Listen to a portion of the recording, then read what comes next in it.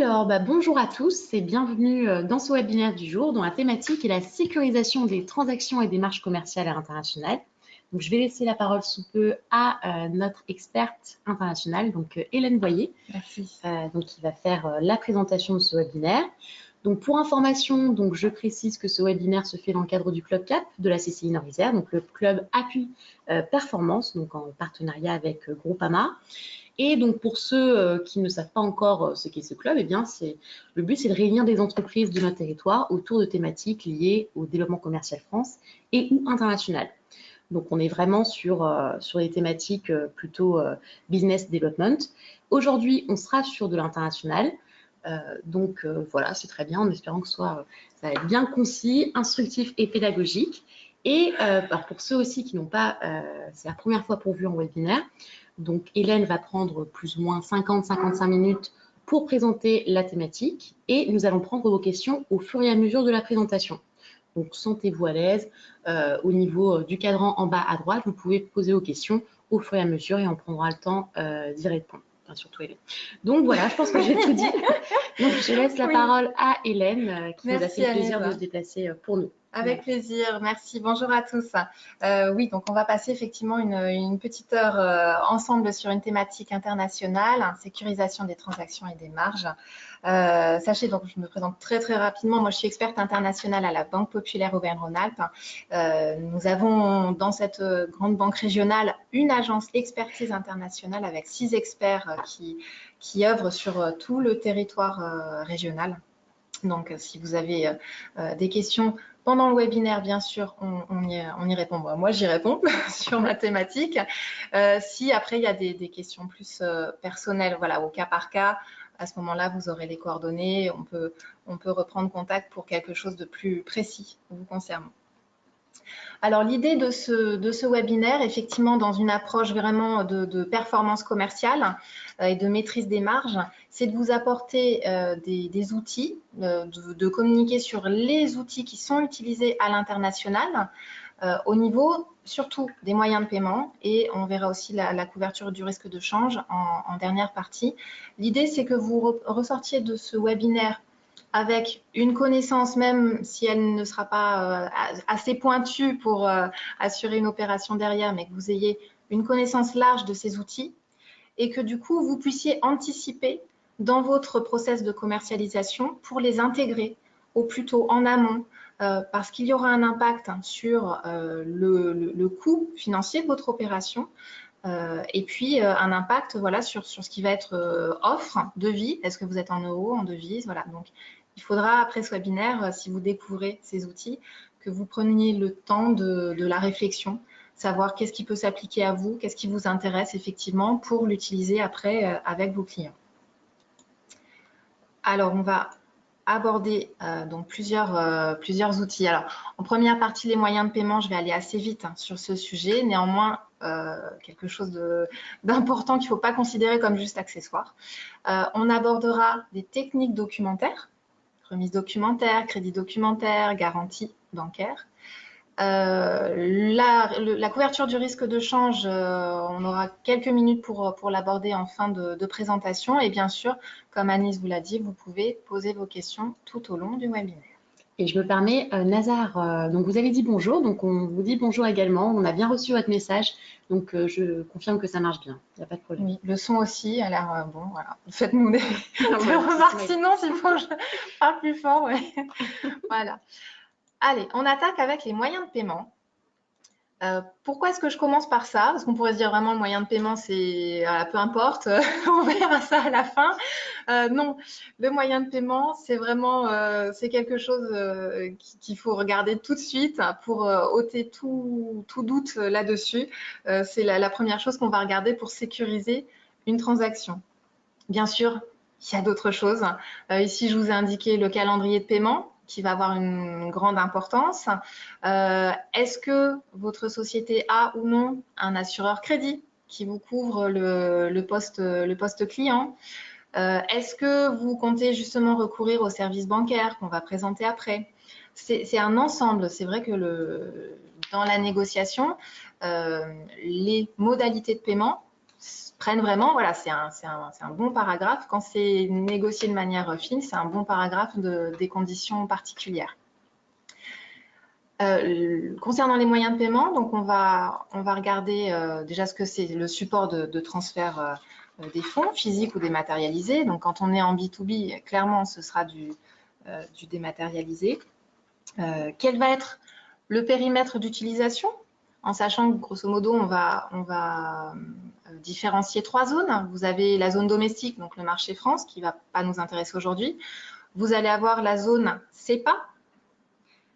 Ici, je vous ai indiqué je vous ai remis le schéma avec les pays de la zone CEPA, donc 34 pays, c'est-à-dire l'Union européenne, plus des pays qui ne sont pas qui sont dans l'Union européenne et qui ont des devises différentes de l'euro, donc par exemple la couronne norvégienne en Norvège. Et d'ailleurs, je ne suis pas sûre que je prenne le bon exemple là, mais c'est pas grave. Vous avez les pays qui sont marqués là. Donc des devises différentes et puis éventuellement des pays qui sont vraiment donc hors euro, mais qui font partie de cette zone CEPA. La zone CEPA, c'est Single European Payment Area. Donc c'est une zone où on va trouver des moyens de paiement qui vont être harmonisés. Donc ça va être plus facile à utiliser. Mais pour démarrer, ici, je vous ai mis, j'ai repris sur 2 slides les principaux moyens de paiement qu'on peut retrouver. Et j'ai commencé finalement par les moyens de paiement qui sont domestiques et que je vous conseille d'éviter pour vos opérations internationales. Déjà, le chèque. Le chèque, c'est vraiment quelque chose qui est très utilisé en France. Avec un cadre juridique fort, enfin vraiment contraignant. Donc, vous pouvez l'utiliser en France, même si ça se fait de moins en moins. À l'international, vous l'évitez. Voilà, je le déconseille, puisque vous avez des législations qui sont différentes d'un pays à un autre. Et vous avez des encaissements qui sont longs et coûteux, donc plusieurs dizaines d'euros pour encaisser un chèque. Donc, vous ne savez pas au final si, voilà, peut-être que 3 mois après, votre chèque il va revenir impayé.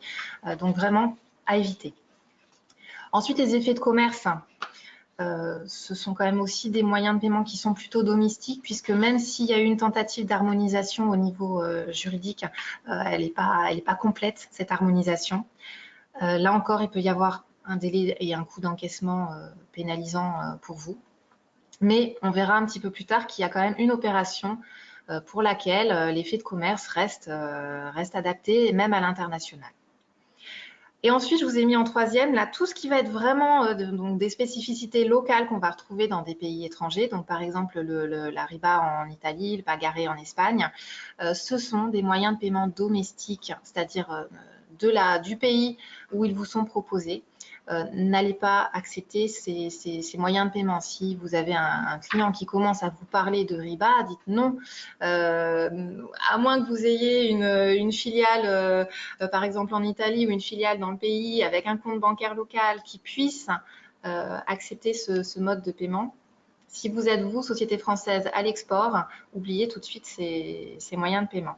On va plutôt, à l'export, se diriger vers, donc déjà, tout ce qui va être CEPA, prélèvement, dans certains cas de figure, parce qu'on est quand même, là, il n'y a pas de sécurisation, donc c'est très pratique de prélever, mais ça va s'adapter à des choses récurrentes, des locations, on va être sur des typologies d'opérations bien particulières. Et puis le prélèvement, ici je vous l'ai indiqué, les contraintes administratives sont très fortes pour le créancier. Donc si vous demandez vous mettez en place un prélèvement avec un de vos clients en zone CEPA, il faudra être très vigilant, bien respecter tout ce qui est administratif, donc les échéanciers, le mandat de prélèvement bien signé, conservé, etc. Il faudra faire attention. Les 2 outils qui seront le plus utilisés, c'est bien sûr le virement CEPA et le virement SWIFT. La différence, c'est la devise et la zone d'utilisation. Mais déjà, si vous partez sur un virement, vous aurez déjà des fonds qui arriveront très rapidement. Le virement CEPA, ça peut être 1 jour, 2 jours, grand maximum. Normalement, c'est un jour ouvré après le passage d'ordre par la banque. Et le virement SWIFT, ça peut être un peu plus long, c'est vrai. Néanmoins, la plupart du temps, en 48 heures, vous pouvez recevoir des fonds. Et le virement SWIFT, c'est un virement irrévocable. Donc, Si on reprend un peu de recul par rapport à ces informations, quand vous êtes en négociation, que vous allez faire un devis, une offre, vous allez mettre les moyens de paiement, déjà, voilà, vous serez plus sur du virement que sur du chèque. Voilà, je ne veux plus voir du chèque sur une offre, c'est pas cohérent à l'international. Maintenant, ces moyens de paiement, on va les utiliser dans des techniques, des techniques de paiement. Pour la banque, on va parler technique documentaire. Alors, comme je vois qu'il n'y a pas de questions particulières sur les moyens de paiement. N'hésitez pas. Hein. Donc, on va aborder les techniques documentaires qui vont intégrer un moyen de paiement. On va voir la remise documentaire, crédit documentaire et la lettre de crédit stand-by, c'est une garantie bancaire en fait. Ce n'est pas un moyen de paiement, mais on verra voilà, je vous en donnerai quand même quelques mots. Ces techniques, voilà ce qu'elles sont. Donc, elles encadrent l'utilisation d'un moyen de paiement. Elles sont documentaires, ça veut dire qu'il va y avoir un circuit de transfert des documents via les banques. Et il y aura un paiement qui sera prévu soit à vue, soit à échéance contre ces documents.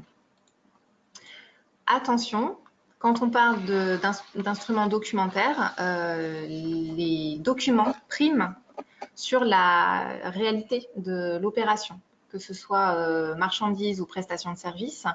Les techniques ne couvrent pas sur le risque éventuel de fraude sur les documents. C'est extrêmement rare, vraiment très très rare, mais il n'empêche qu'il faut toujours l'avoir en tête. Malheureusement, la banque ne saura peut-être pas détecter une éventuelle fraude sur les documents. Si vous avez, là on va dire c'est plus à l'achat, si vous achetez et que vous avez quelqu'un qui vous envoie un faux document de transport, des faux documents officiels, la banque ne peut pas forcément détecter ça. On part du principe qu'ici on est plutôt avec des exportateurs, donc bon, vous êtes beaucoup moins concernés par ce risque. Une attention particulière à prêter à l'incoterm que vous utiliserez. Là encore, ça n'est pas du tout un détail. L'incoterm, c'est vraiment très important quand vous êtes à l'export. Donc, brièvement, donc l'incoterm va répartir les frais et les risques entre l'acheteur et le vendeur. Donc, ça va avoir un impact sur les documents qui vont matérialiser l'opération. Le pire incoterm à l'export qu'on pourrait utiliser, c'est l'Exworks. Malheureusement, il y a certains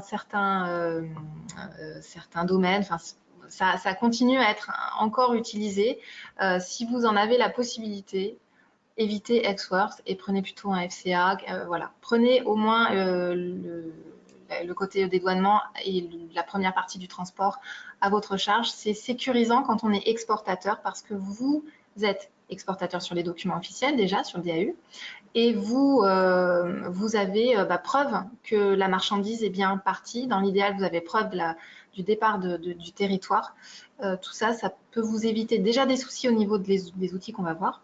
Et puis également au niveau de la fiscalité, voilà, de la TVA.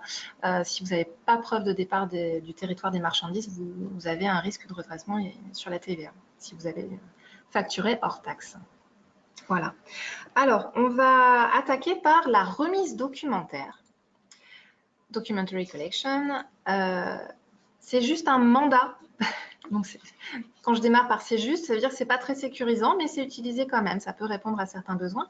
C'est juste un mandat qui est donné par un client vendeur. Donc, ce serait vous si vous êtes exportateur. Vous donnez mandat à votre banque de remettre les documents à l'acheteur contre un paiement à vue. Ou alors, si vous avez du délai de paiement, acceptation d'une traite avalisée. L'aval bancaire, c'est l'équivalent d'une caution. Ça veut dire que la banque va aussi signer la traite et que si jamais le débiteur ne procédait pas au paiement, à ce moment-là, vous pouvez vous retourner vers la banque pour qu'elle respecte son engagement. Mais ça reste une sécurisation plutôt légère. Comment ça fonctionne? On va le voir avec un schéma, ce sera plus parlant. Si vous êtes en remise documentaire, vous avez donc la remise documentaire initiée par l'exportateur. Donc, si vous êtes exportateur, c'est vous qui allez avoir la main sur le démarrage de l'opération. vous avez toujours dans les techniques documentaires, REMDoc ou CREDoc, 4 opérateurs, donc l'exportateur, l'importateur et la banque de chacun. Un contrat commercial, bien sûr, entre l'acheteur et le vendeur. Donc l'exportateur va envoyer les marchandises, va les faire partir. De l'autre côté, il va transmettre les documents à sa banque. Quand on dit les documents, en général, si on est sur quelque chose de très simple, ce sera la facture, le document de transport. Ça peut être le certificat d'origine, ça peut être éventuellement d'autres documents.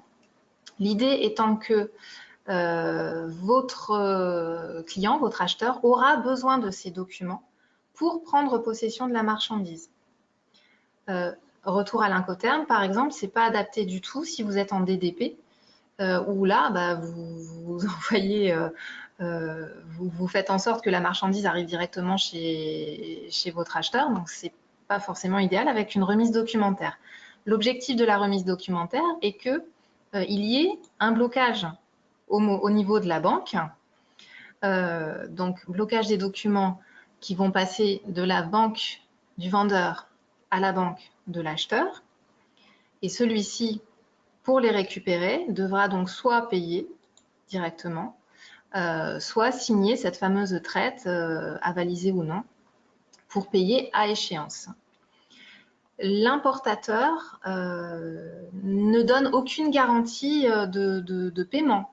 Ça n'est pas une garantie de paiement, c'est vraiment juste un accord dans le contrat commercial. Vous n'avez pas de garantie bancaire de paiement. Et malheureusement, dans très peu de cas, ça arrive. Si l'importateur a changé d'avis entre-temps, si là, le pire, c'est qu'il ait fondu les plombs aussi, là, vous ne récupérez rien si vous n'avez pas d'autre garantie, vous aurez envoyé la marchandise sans avoir le paiement attendu. Donc, c'est une technique qui reste utilisée parce qu'elle est quand même simple, très facile à mettre en œuvre, voilà, et qu'elle coûte quelques dizaines d'euros. Mais, comme je vous l'ai dit, ça n'est pas un engagement de paiement. Donc, c'est à réserver à des clients réguliers, de confiance. Là, je vous ai remis les points d'attention sur les incoterms, mode de transport, etc.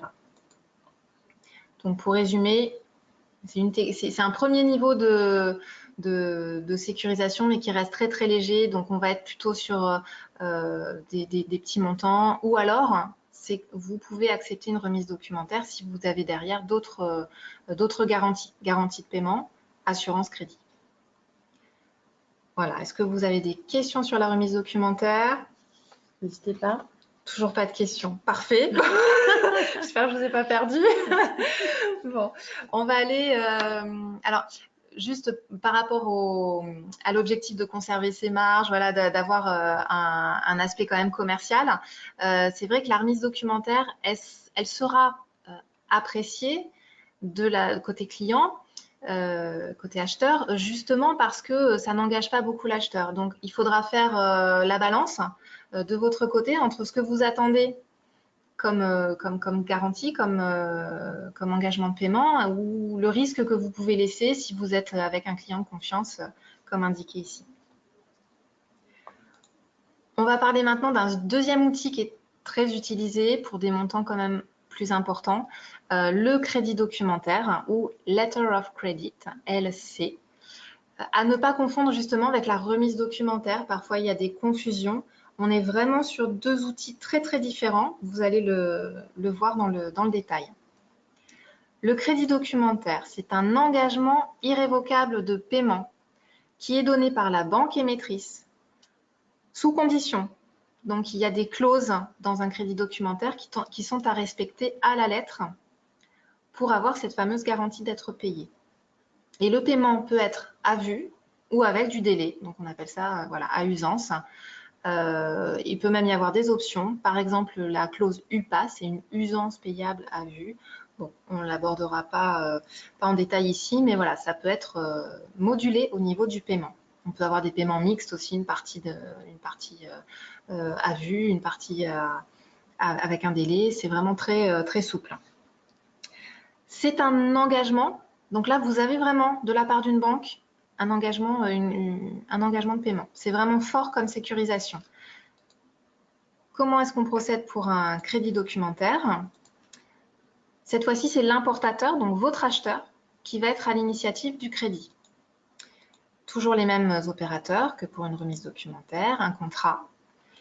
Et ici, vous voyez que c'est l'importateur qui va être à l'initiative, c'est lui qui demande l'ouverture de crédit à sa banque. Sa banque l'ouvre et l'envoie à votre banque, vous, en tant qu'exportateur. Votre banque va vous notifier le crédit documentaire avec toutes ces clauses, va vous demander si vous êtes, de vérifier que vous êtes bien en capacité de respecter ces clauses. C'est pour ça que plus on a, nous, les banques, l'information en amont pour vous accompagner, plus on peut vous aider dans la négociation de toutes ces clauses qui sont loin d'être des détails. Et vous pouvez, une fois que vous avez la notification du crédit documentaire, expédier les marchandises. Vous envoyez de l'autre côté vos documents à la banque. On va être normalement sur le même type de documents, donc des documents. On va essayer dans un crédit de rester le plus simple possible parce que votre paiement dépend justement du bon envoi des documents conformes. Donc pareil, ce sera facture, document de transport, d'où l'importance de ne pas être en ex-works aussi. Éventuel certificat, certificat d'origine, certificat sanitaire, des choses comme ça. Normalement, il ne faudrait pas qu'il y ait d'autres documents que ceux que de toute façon vous auriez utilisés pour la vente. Ces documents vont transiter donc de votre banque, vous exportateur, à la banque de l'acheteur. Et comme c'est comme c'est la banque de l'acheteur qui a émis son engagement, c'est elle qui regarde si vos documents sont corrects ou non. Si les documents sont corrects, on ne se pose pas de questions. La banque émettrice doit payer et elle se fait en fait rembourser par son client importateur. Il peut y avoir des étapes supplémentaires. Par exemple, si on est sur le cas d'un crédit confirmé, parce qu'un crédit confirmé, ça veut dire que ici, dans votre opération que vous avez à l'écran, c'est la banque émettrice sur laquelle réside le risque de éventuellement non-paiement, si une banque fait faillite ou si dans son pays il y a une décision politique qui est prise, économique, la banque ne peut plus envoyer de devises. Malheureusement, l'engagement de paiement ne pourrait pas être assuré. On a possibilité, nous, ici, de confirmer et d'ajouter notre propre engagement de paiement. C'est pour ça que je vous ai indiqué que la banque notificatrice peut aussi être confirmatrice. Ça rajoute une garantie de paiement, mais c'est un petit peu plus cher. Donc voilà le schéma général. Il est un petit peu plus complexe que pour une remise documentaire, mais de cette complexité découle en fait la garantie vraiment d'être réglée.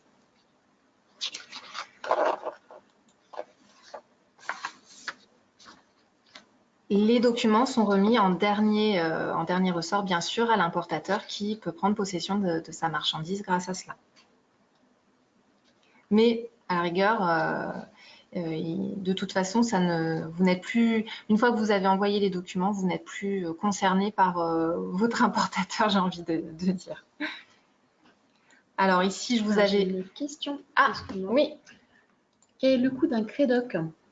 Nazar qui pose la question. Oui. Le crédit documentaire, c'est vrai que je vous ai dit, c'est un peu plus cher qu'une REMDOC et sans vous donner d'informations. Le crédit documentaire, il comprend plusieurs étapes au niveau du paiement.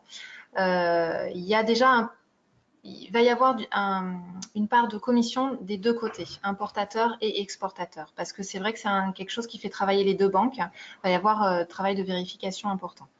Du côté importateur, pour que vous connaissiez aussi quels sont les effets sur vos acheteurs, côté importateur, la banque va s'engager à faire le paiement. Donc, il va y avoir paiement d'une commission d'engagement. Et puis, il y aura aussi un peu des frais administratifs à l'ouverture. Je ne vais pas pouvoir vous donner forcément des tarifs précis parce que ça va dépendre de chaque banque, bien sûr. Mais on va dire qu'au niveau de l'ouverture, ce sera peut-être déjà plusieurs dizaines d'euros. Ça va aller jusqu'à la centaine d'euros pour la commission d'ouverture. Et puis, la commission d'engagement qui va être prise par trimestre. Voilà, selon la durée du crédoc, forcément, elle va être plus ou moins importante. La commission d'engagement, sachant qu'elle est en pourcentage, Là aussi, ça dépend des établissements. Nous, au niveau de l'ouverture, on est à 1% lent, on est à 0,25 par trimestre et 1% lent, mais il y a d'autres banques qui vont être différentes. Donc, sachez que ça va coûter quand même, donc, au minimum, on va dire côté importateur, si on est sur des petits crédits documentaires, ça va être de l'ordre de 200 €, et côté exportateur également. Puisque côté exportateur, donc, va y avoir un travail de notification, d'accompagnement par rapport à cette opération, et puis de vérification des documents. Alors, s'il y a une confirmation, c'est encore plus cher. On va dire qu'au minimum du minimum, on sera sur des opérations de base, on sera autour de 200 €. Ça peut grimper si vous faites un crédit documentaire pour une machine de 600 000 € sur 6 mois, ça peut grimper à 3 000, 4 000 €. Donc, effectivement, ce sont des coûts à intégrer, soit à négocier parce qu'on peut mettre les frais tout à la charge de l'importateur ou tout à la charge de l'exportateur, ça peut se négocier, soit à anticiper avant de remettre une offre, par exemple, pour interroger votre banque, savoir combien ça vous coûtera, vous, en tant qu'exportateur. Voilà, je ne peux pas faire une réponse juste avec un chiffre, c'est pas possible. C'est au cas par cas, mais en tout cas, voilà, des ordres de grandeur, 200 € minimum, ça peut monter à quelques milliers d'euros, et voilà, selon la transaction. D'accord, très bien. Bon, voilà. Je crois que je sais plus si je l'explique après. Voilà, là, la confirmation, j'en ai parlé, donc je vais aller très vite. Donc, c'est pour couvrir le risque pays et le risque banque. Ce sont des choses à vérifier avec votre banque au préalable. Ça n'est pas toujours possible. Donc, interrogez toujours votre banque en premier.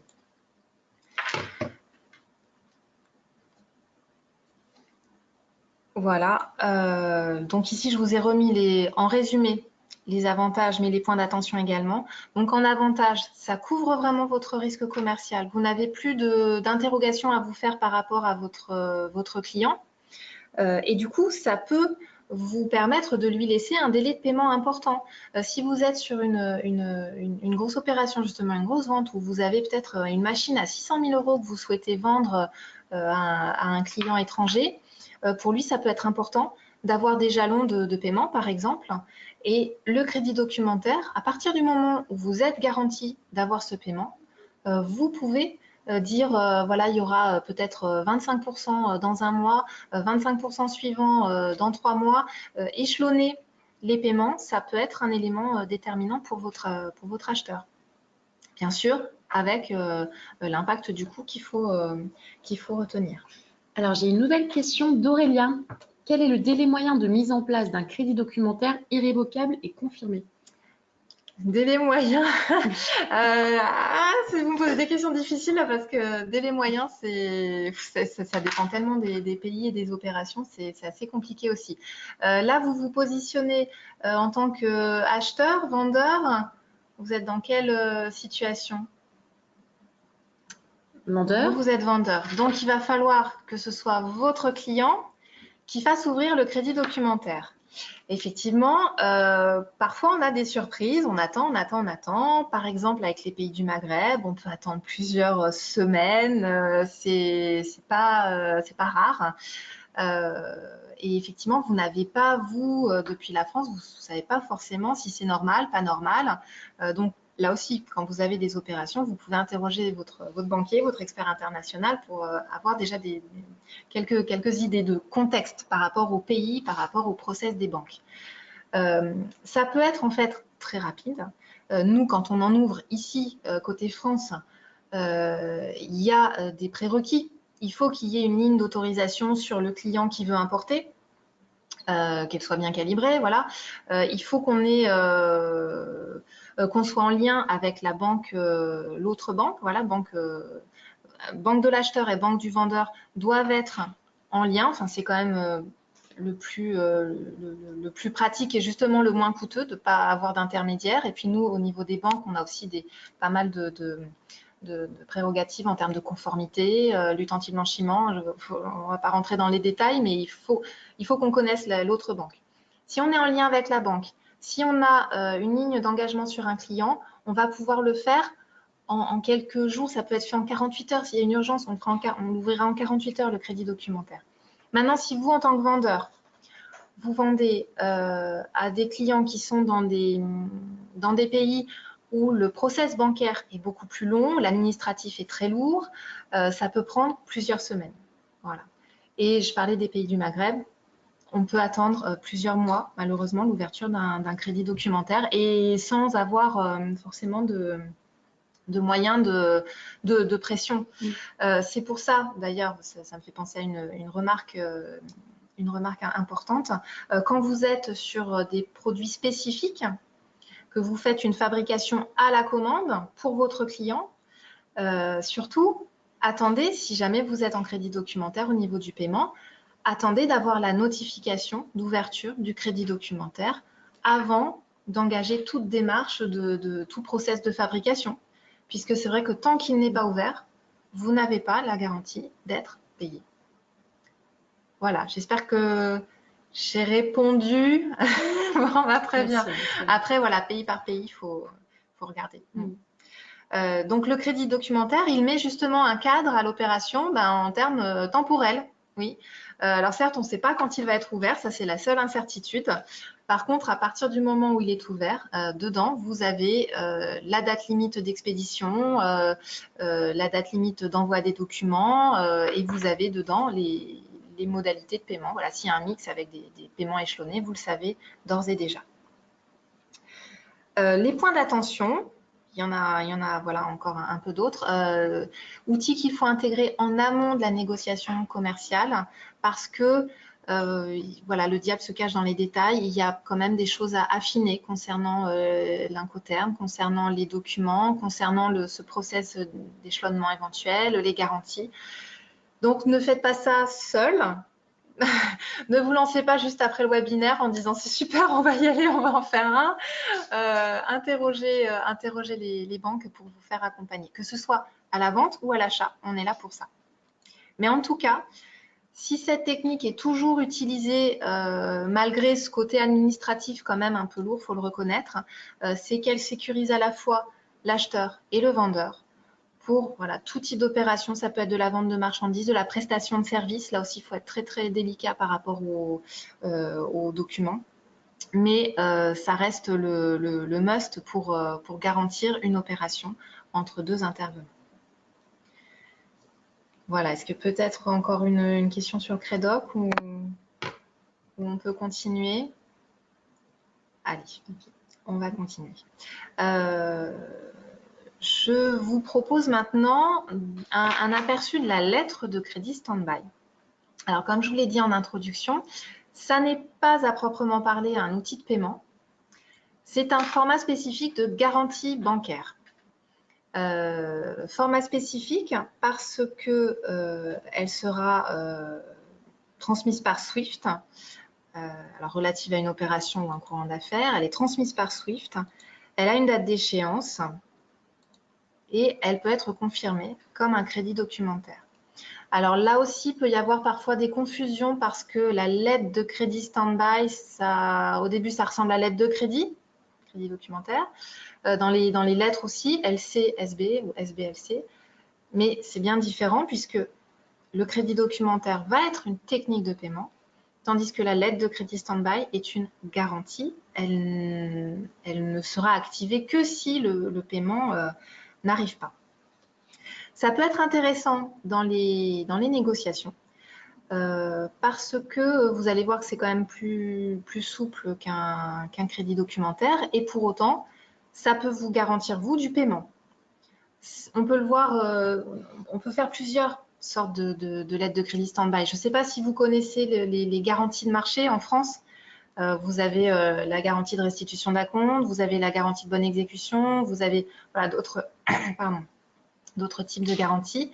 La lettre de crédit stand-by, on l'utilise quand même principalement pour de la garantie de paiement fournisseur, mais voilà, on peut l'adapter aussi à d'autres besoins. Ici, je me mets dans l'idée plutôt de l'exportateur. Donc, on va voir quel est le schéma, comment ça fonctionne la lettre de crédit stand-by. Vous avez deux opérateurs, acheteurs et vendeurs. Voilà, on va les appeler donneurs d'ordre et bénéficiaires. Et donc, un contrat commercial qui va relier les deux. vous avez le donneur d'ordre. Donc, on va supposer que ça va être l'acheteur dans le cas d'une vente export pour vous qui seriez bénéficiaire. Donc, votre acheteur va donner l'ordre à sa banque d'émettre une garantie en votre faveur. Ce qu'elle va faire via un message SWIFT auprès de votre banque, donc banque en France. Et là, vous aurez, comme pour le crédit documentaire, vous aurez une notification, c'est-à-dire que votre banque va vous indiquer, voilà, votre client a demandé l'ouverture d'une lettre de crédit stand-by en votre faveur. Et là, vous retrouverez à nouveau tous les détails. Voilà, donc la date d'échéance, les documents à remettre en cas d'appel. Vous les retrouverez dans la notification. Là encore, il faut qu'on soit en lien de banque à banque, donc c'est quelque chose à vérifier au préalable avec votre banquier. Maintenant, qu'est-ce qui se passe si justement on est sur une garantie de paiement, le paiement n'arrive pas, vous avez relancé votre acheteur, vous n'avez pas de nouvelles, voilà, vous commencez à avoir du retard sur le paiement et vous souhaitez activer la garantie, donc faire appel à cette garantie. Vous allez passer par votre banque qui va ensuite transmettre l'appel auprès de la banque de l'émetteur, voilà, du donneur d'ordre. Comme c'est la banque qui s'est engagée à payer, elle va procéder au paiement. Donc, ça transitera bien sûr voilà, par votre compte bancaire, ça va vous arriver.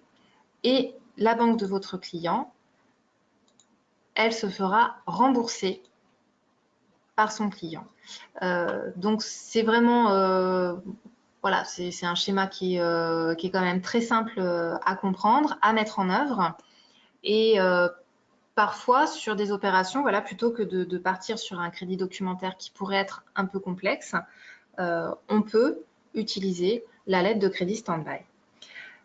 Mais ça ne sera pas forcément accepté par votre client, en fait, puisque cette garantie, elle est en votre faveur et uniquement en votre faveur. Dans le crédit documentaire, la garantie, elle est des deux côtés, c'est-à-dire que votre client règle si les documents sont conformes, donc conformes à ce qu'il attendait. Donc, si vous avez livré en temps et en heure, si la facture correspond à ce qui était convenu. Et vous avez la garantie d'être payé. Ici, votre client donne sa garantie mais ne reçoit rien en retour. Donc, au niveau commercial, ça peut ne pas passer. Si ça ne passe pas, on passe sur un crédit documentaire qui va sécuriser les deux parties. Alors, c'est quand même un produit très utilisé parce que voilà, ça couvre le risque commercial, ça peut être confirmé, donc couvrir le risque banque et pays. C'est souple et c'est rapide, oui. Le coût réduit versus un crédit documentaire, alors ça, c'est comme on parlait des commissions, en fait, ça dépend des opérations. En général, on sera en tout cas, on sera pas plus cher qu'un crédit documentaire, on sera soit équivalent d'un crédit documentaire, soit un peu moins cher parce qu'il y aura moins de… Si elle n'est pas activée, par exemple, il n'y a pas de vérification faite des documents. On est par contre sur la même typologie. Il y a quand même une commission d'engagement qui est réglée par le donneur d'ordre. Et puis côté bénéficiaire, il y a la notification. Bon, chez Banque Populaire, la notification, c'est 95 €. Donc pour 95 €, vous pouvez avoir une garantie d'être payé. Voilà. Tandis que sur le crédit documentaire, on serait déjà un peu plus cher puisqu'il faut utiliser le crédit, vérifier les documents, on serait à 200 € mini comme je vous l'ai indiqué. Un petit point d'attention sur cet outil, ça existe, voilà. Il peut y avoir un risque d'appel abusif de la part du bénéficiaire. On va dire que c'est quand même, je le dis parce que faut l'avoir en tête, mais sur un type de garantie de paiement où il faut quand même normalement pour l'appeler, il faut avoir prouvé qu'on a expédié la marchandise. Voilà, c'est pas… on va le… Hop là, j'ai dû repasser. Voilà. On va le laisser de côté. C'est plus pour les garanties de marché où ça peut être plus vrai. Donc, c'est un outil qui est quand même très, très utilisé dans quasiment tous les pays du monde. Il y a encore quelques pays où c'est pas très répandu, donc demandez si vous avez une interrogation là-dessus, envie de passer sur ce type de sécurisation, demandez conseil à votre banquier pour savoir si dans les pays que vous visez, c'est adapté ou non. Voilà, alors là, on a fini, on va dire, le tour d'horizon des techniques de paiement et de sécurisation.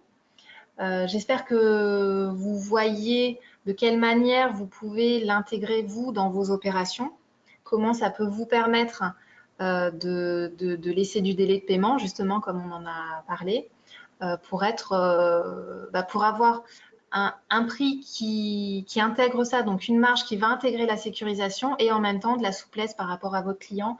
Vous pouvez lui offrir voilà, un panel d'outils, et voir avec lui qu'est-ce qui va le plus lui correspondre. Voilà. Et selon l'opération, le montant de l'opération.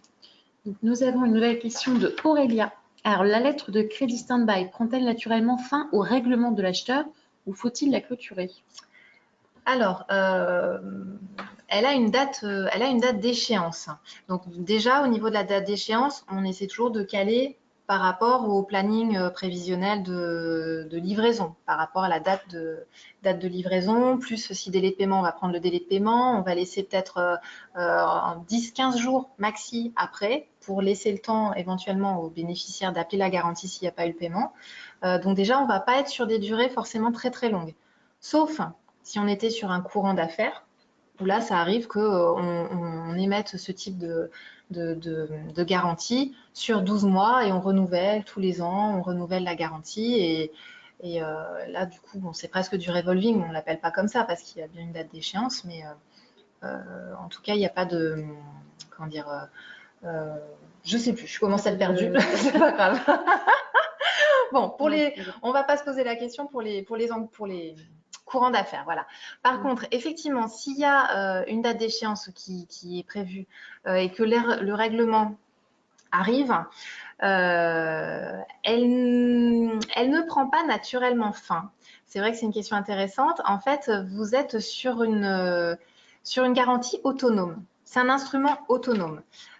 C'est en lien, bien sûr, avec votre contrat commercial, mais juridiquement, c'est un instrument distinct. Ça veut dire que, et c'est pour ça effectivement qu'il y avait le risque d'appel abusif, ça veut dire que même si vous avez reçu le paiement, vous seriez en droit, non, c'est pas la logique ce que je vais dire, vous pourriez demander un appel de la garantie. Mais dans les faits, ça n'arrivera pas parce que vous devez passer par votre banque pour procéder à un appel. La banque, c'est bien indiqué en plus sur la garantie, enfin, on sait où les fonds vont arriver. On va aussi vous interroger un peu là-dessus. On ne va pas, nous, procéder à un appel auprès d'une banque étrangère si on sait que l'appel est abusif. Voilà, il y a quand même des règles. Je ne sais pas si celle-ci est inscrite ou pas dans les règles internationales d'ailleurs, mais une règle de bon sens que la banque s'imposera. Donc, elle ne prend pas fin automatiquement. Ça veut dire que si vous voulez la faire lever, il faudra l'accord du bénéficiaire pour lever la garantie avant son échéance. Mais en tout cas, il n'y aura pas d'appel qui sera fait sur une garantie en cours si le paiement a déjà eu lieu. D'accord. Voilà. Est-ce que ça vous convient comme réponse? Alors, par rapport au terme clôturé, ok. Le terme clôturé, c'est un peu particulier parce que c'est vrai que comme c'est une garantie qu'on émet, on a forcément besoin de l'accord du bénéficiaire pour l'arrêter. On ne peut pas juste dire, voilà, pourquoi pas, on vous prévoit un préavis et on l'arrête. Non, c'est pas comme ça. On a une date d'échéance fixe. D'accord. Voilà. Okay. Alors, on est encore dans le timing, je crois. Oui, je vais pouvoir avoir une dizaine de minutes pour vous parler de la couverture du risque de change. Dans un contexte, là encore, plus exportateur. Donc, si on s'intéresse au risque de change, c'est que peut-être on veut vendre en devise, faire des offres en devise. Si vous êtes sur des pays donc hors zone CEPA ou quand même l'euro, même quand on est avec des pays en devise, l'euro reste quand même très facilement utilisé. Si on est sur les USA, le Canada, si on est dans d'autres pays avec des devises utilisées, c'est vrai qu'au niveau commercial, concurrentiel, il vaut mieux présenter une offre dans la même devise que celle qui est utilisée par votre client. Exception faite de certains secteurs d'activité, mais en l'occurrence, je pense par exemple à l'aviation, ce sera à 99% du dollar, donc on sera bien sur du dollar et pas de l'euro. Exception faite aussi peut-être des grands groupes qui préféreront peut-être recevoir de l'euro parce qu'ils utilisent de l'euro de l'autre côté aussi. Bon, mais c'est vrai que les devises, il faut arrêter d'avoir peur d'utiliser des devises et plutôt s'en servir pour être plus efficace commercialement. D'autant que, donc oui, le risque de change, il existe. Ce sont les risques de perte liés aux fluctuations du cours. Donc, si vous émettez, à partir du moment où vous émettez une offre en devise, si vous n'avez pas mis un petit alinéa comme quoi vous pouvez revoir le prix si ça bouge beaucoup, voilà, vous êtes éventuellement soumis au risque de change si votre client, lui, il accepte l'offre en devise. Mais il y a des solutions.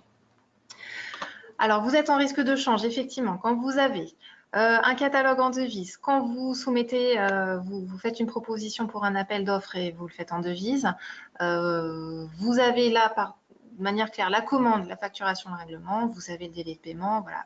Tout ça, les périodes sont plus ou moins longues, vous êtes en risque de change. On pourrait se dire que plus c'est long et plus le risque de change est important.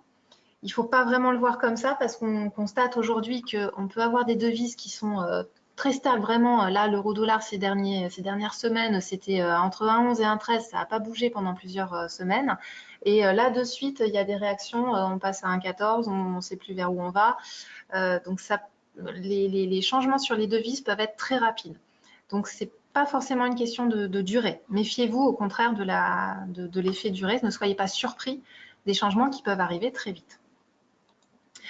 En tout cas, le perte ou le gain est constaté lors du règlement qui arrive, si vous êtes donc vendeur. Il faut se rapprocher de votre comptable pour voir comment passer ces opérations dans la comptabilité, afin tout simplement que si vous vous couvrez contre le risque de change, et bien justement, ça soit visible ou invisible en comptabilité selon comment on l'entend, c'est-à-dire que vous n'ayez plus de perte ou de gain de change, mais que vos opérations soient bien constatées pour le prix qui avait été convenu d'avance, donc couvert. Donc ça, c'est plus le travail du comptable que du banquier. Alors, il existe pas mal d'outils pour se couvrir. Ici, je me concentre juste sur les deux premiers outils. C'est vraiment la base. Maintenant, c'est bien pour démarrer. Ça ne suffit pas quand on veut aller plus loin, quand on a l'habitude. Il faut avoir des choses un peu plus évolutives. Mais aujourd'hui, moi, ce que je vous présente, hop là, je vais passer, c'est le change à terme fixe et le change à terme par enveloppe. Alors, concernant le change à terme fixe, qui s'adapte en fait quand vous avez une opération dont vous connaissez déjà le montant, la date d'échéance. Là, on va couvrir vraiment au cas par cas votre opération. Vous avez, pourquoi pas, imaginons une situation, vous avez fait un prix en euros et finalement, votre client vous dit « Ok, moi je suis d'accord, mais je veux quand même payer en dollars. » Donc, on se base sur un équivalent euro-dollar et vous me facturerez en dollars à l'échéance. Pas de problème. Vous appelez la salle des marchés. On voit quel est le cours au comptant aujourd'hui. Vous nous dites quelle est la date d'échéance de l'opération.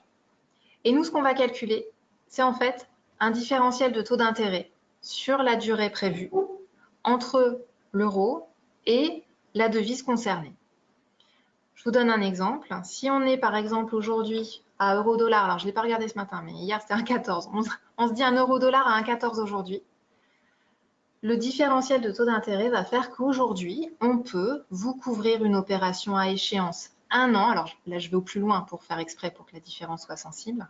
On vous dit dans 1 an, très bien, vous recevrez les dollars, nous on vous les revendra au cours de 1,17. On passe de 1,14 aujourd'hui à 1,17 dans 1 an. Ça, c'est le système de la couverture de change de manière générale et du cours à terme qui se calcule par un cours au comptant, c'est le cours d'aujourd'hui, et des points de terme, c'est le différentiel des taux d'intérêt entre les deux devises.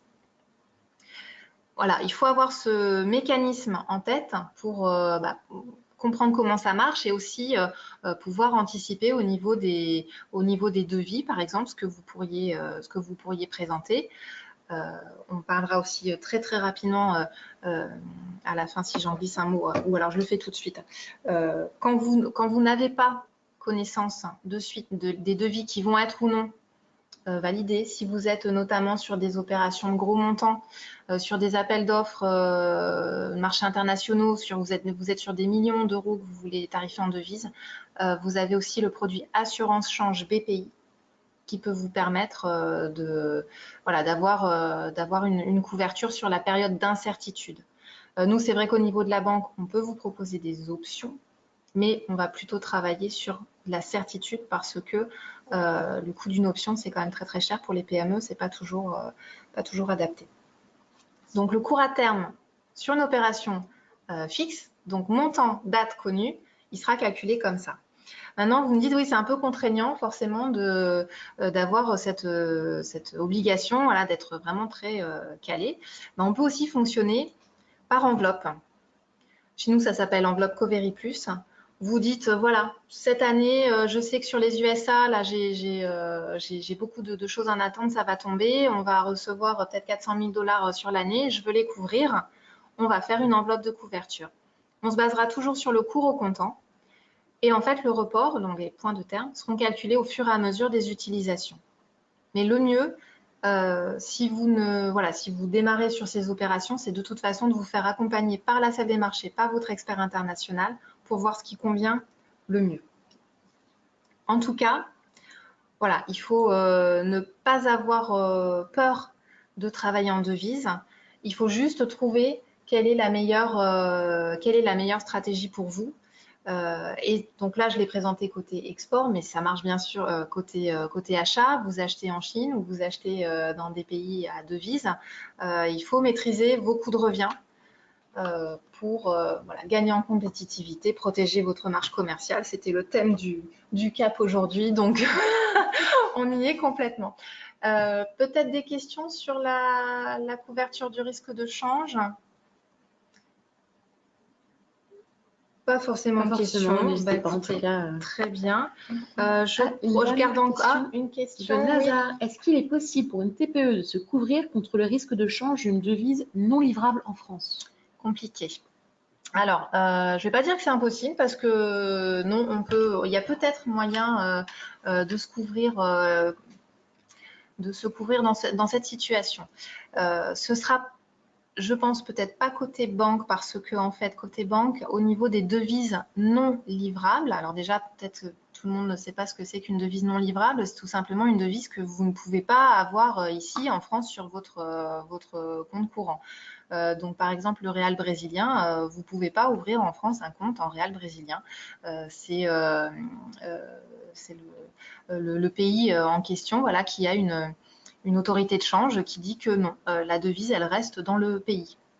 Donc, ce qui se passe quand on est sur de la couverture en devise non livrable, c'est qu'on couvre en fait le différentiel euro-BRL, par exemple, et on livre ou on fait régler le différentiel en euros. Voilà.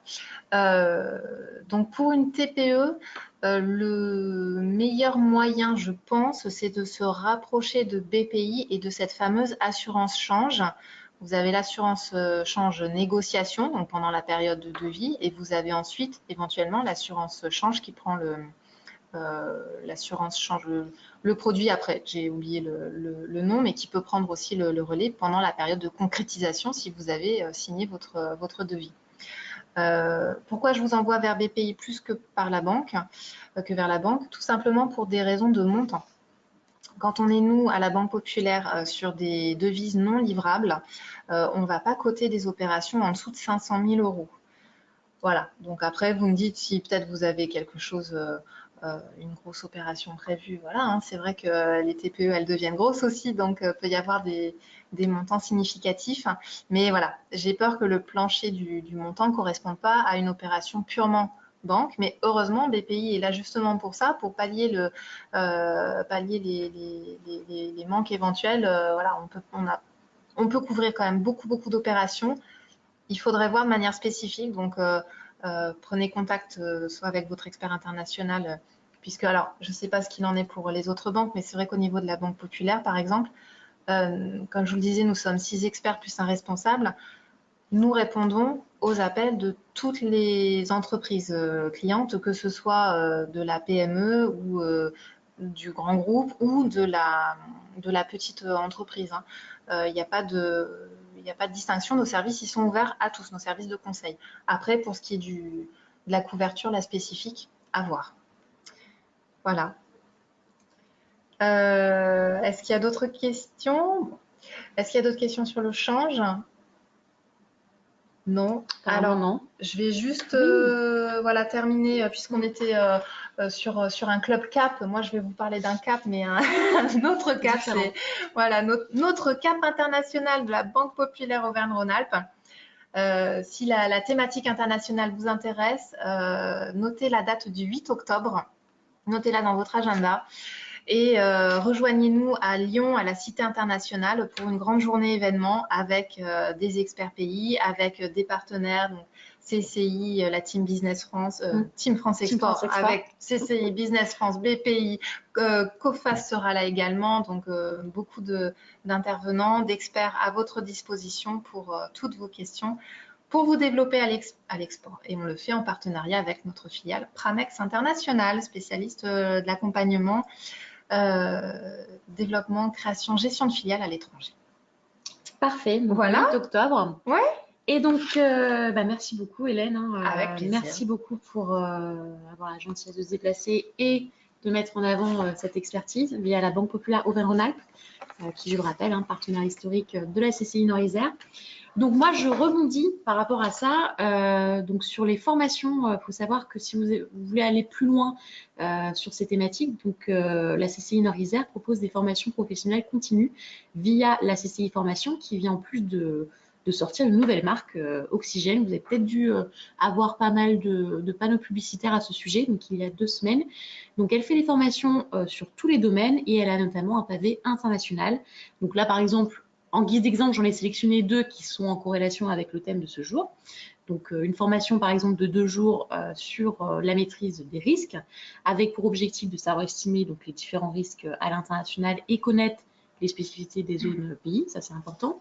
Sélectionner aussi les différents moyens de couverture adaptés selon votre situation, donc on en a bien parlé lors de ce webinaire, et évaluer les coûts de couverture. Donc, par exemple, les prochaines dates sont le 1er et le 8 octobre prochain, donc n'hésitez pas alors à me contacter ou alors à contacter donc, la responsable, Madame Régène Deschamps, donc vous avez les coordonnées. Un deuxième exemple de formation, sécuriser ses paiements internationaux. Donc là, on est sur un format plus court, 1 heure, donc 7 heures. Donc, ouais, un jour, 7 heures. C'est 1 heure, là, c'est ce que j'ai fait moi. 1 heure, pardon, un jour. Un jour, oui, un ouais. jour, soit 7 heures. C'est bien, une journée, c'est bien, parce que c'est bien vrai pour aborder ouais.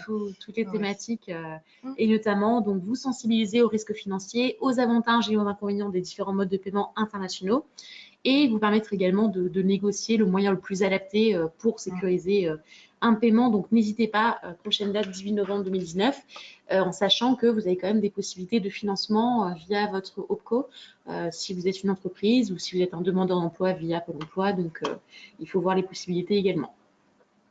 Et donc, nous concluons ce webinaire. Donc, un grand merci encore à Hélène Boyer. Merci à toi. Vous avez les coordonnées de Hélène, donc n'hésitez pas à la contacter. Donc, experte internationale, alors sur quel réseau exactement? Parce que Nord-Isère, enfin, voilà, vous êtes 6 experts internationaux. Oui, on est 6 répartis sur vraiment tout le territoire. Et c'est vrai que donc, pour la partie Nord-Isère, vous pouvez m'avoir comme interlocutrice, ou bien Bernard Brunon, ou encore Jean-Claude Séguers. Voilà, on est plusieurs, donc ça dépend de votre localisation, de votre implantation. Mais de toute façon, voilà, vous avez un contact ici et après on répartit entre les experts. N'hésitez pas. Bon, un grand merci encore. Et puis, donc, vous recevrez également le lien de ce replay voilà, pour prendre le temps de bien visualiser chaque slide et avoir les coordonnées de chacun. Remettre en boucle le schéma du Crédoc. Voilà.